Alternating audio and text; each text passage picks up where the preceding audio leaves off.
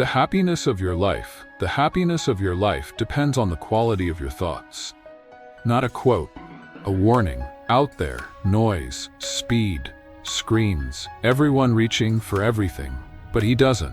He wakes before the world, no feed, no buzz, no voice. Just cold air, still breath, a room that doesn't beg for his attention. He doesn't move to catch up, he moves to go in. Because what breaks a man, it's the war he ignores inside. And how you rise decides if you'll rule the day or be ruled by it. The power of quiet mornings. Before the noise, there's a crack in the day. A window, silent, unclaimed. Most miss it. They wake into the scroll, the rush, the pull, but some, they steal that moment. They don't wake to live. They wake to remember who they are, what matters, what they carry and won't carry again. No answers, just stillness. No rush, just rhythm. The quiet isn't empty, it's full of things that speak. Once everything else shuts up. Not everyone hears it, only the ones who stop before the world starts. Don't wake up for the world. Don't wake up to check who posted, to catch what you missed, to answer the noise.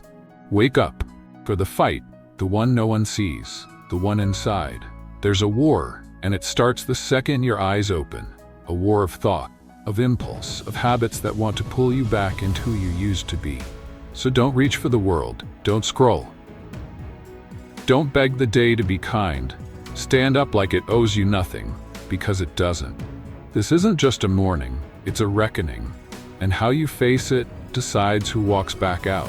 No phone, no feed, just silence. Don't let the first thing you see be someone else's life. Don't give the world your eyes before you've looked within. The phone is a portal, not to truth, but to noise. And the scroll, it's not neutral. It doesn't just show you things, it tells you who to be, what to want, what to fear. So leave it. Let the feed starve. Let the world wait. Let your mind land before it runs. This is the hour of stillness. Not reaction, not performance. Just silence. The kind that resets something deeper. The kind that whispers, you are not your notifications, you are not your inbox, you are not the story they're selling. And if you must face the world, do it on your terms, not through someone else's lens. So before the feed loads, face the quiet. Let it shape you, because whatever you look at first owns the rest of your day. Cold water, cold mind. Don't wait to feel ready. Wake the body by force, stand in front of the sink or the shower, and let it hit you cold. No mercy, no buildup, no excuse, just water and will. That first contact, it shocks, it burns, it breaks the comfort you've been sleeping in. And that's the point. Comfort is a trap, dressed as kindness. But cold is honest. It doesn't care how you feel. It only asks, will you step in? Because if you can face discomfort before the world even begins, what can shake you after? This isn't about a trend. It's not about discipline. It's about dominance, over the body, over the mind, over the little voice that says, not today, yes now. Let the cold hit your skin until it stops being pain and becomes power. Move like a warrior, still like a monk. Your body is not decoration, it's a weapon. So move it, not to look good, but to be ready. Push, pull, run, stretch. Whatever it is, do it with intent. A warrior doesn't wait for the fight, he prepares in silence. You think movement is about fitness? It's not, it's about signal. Telling your nervous system, wake up, we're alive. We're here, we're not hiding. And then, when the body's awake, make it still. Sit, breathe, don't move. Can you hold that? No scrolling, no reacting, just you and the storm inside. Because strength isn't found in muscles, it's found in the man who can fire and freeze in the same morning. Move like a warrior, still like a monk, and know when to be which. Write what can't be said. Some thoughts, don't leave until you write them out.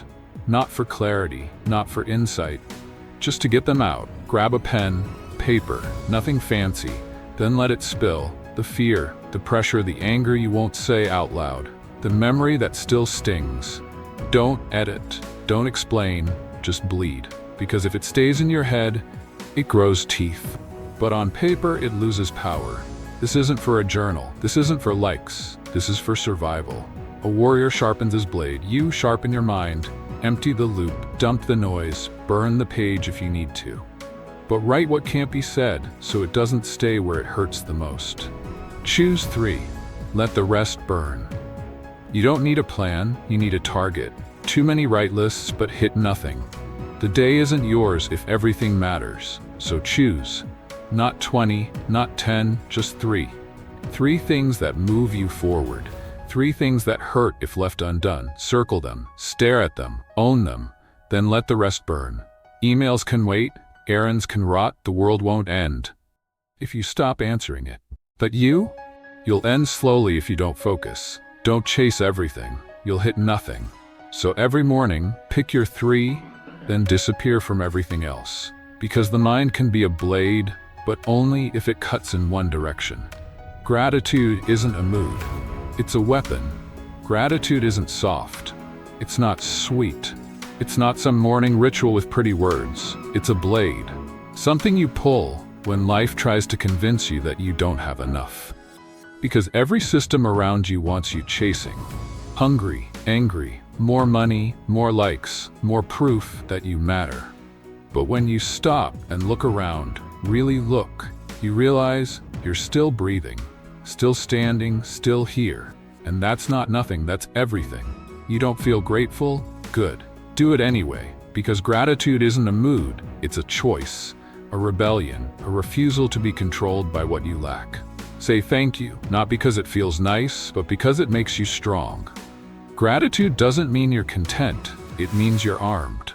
And sometimes, it's the only weapon you've got. Review the battlefield.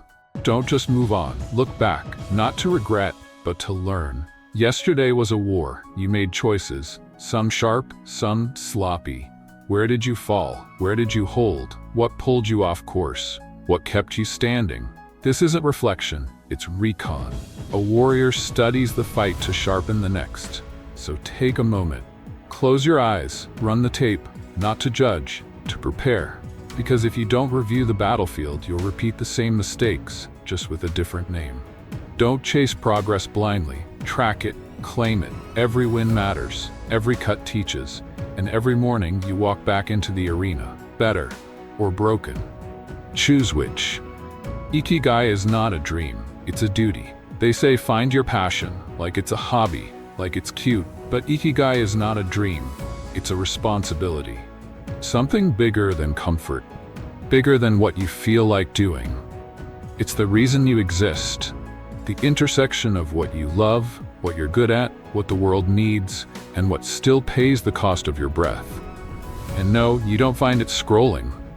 You don't stumble into it by accident. You dig. You fall. You question everything. Then you build. Brick by bloody brick until one morning you wake up with fire in your chest. Not because life is easy, but because it finally makes sense. This isn't about chasing happiness. It's about living with direction. Because if you don't know why you woke up, the world will sell you a reason. And most of the time, it's a lie. So find it. Protect it. Bleed for it. Your Ikigai is not a dream. It's your duty. Act like it. Breathe like it's the last one. You want clarity, stillness, control? Start with breath, the one thing you've had since the beginning, but never noticed. Inhale slow, hold. Exhale slower, again, until the world shrinks and you are the only thing left. This isn't meditation, this is dominance. Over the chaos, over the spike in your chest, over the part of you that panics before thinking. Because when the breath is broken, so is the mind. But when it's steady, so are you. So breathe like it's the last one, with intent, with power. Because maybe it is. And if it's not, then it's the one that changes the rest. Not motivation, transformation. This isn't about feeling good, it's about becoming dangerous. Not loud, not seen, but sharp in silence. Because every morning, you're not just waking up, you're returning to yourself, to discipline, to the man you said you'd be when things got hard. No alarms will save you, no quotes will carry you. No app will hold the line, only you, and what you do when no one's watching. So don't chase motivation, it fades, it lies. Build a system, one that holds when you don't, and piece by piece, you'll stop needing to try. Because you've become the kind of person who just does. Not motivation, transformation. And it starts every damn morning.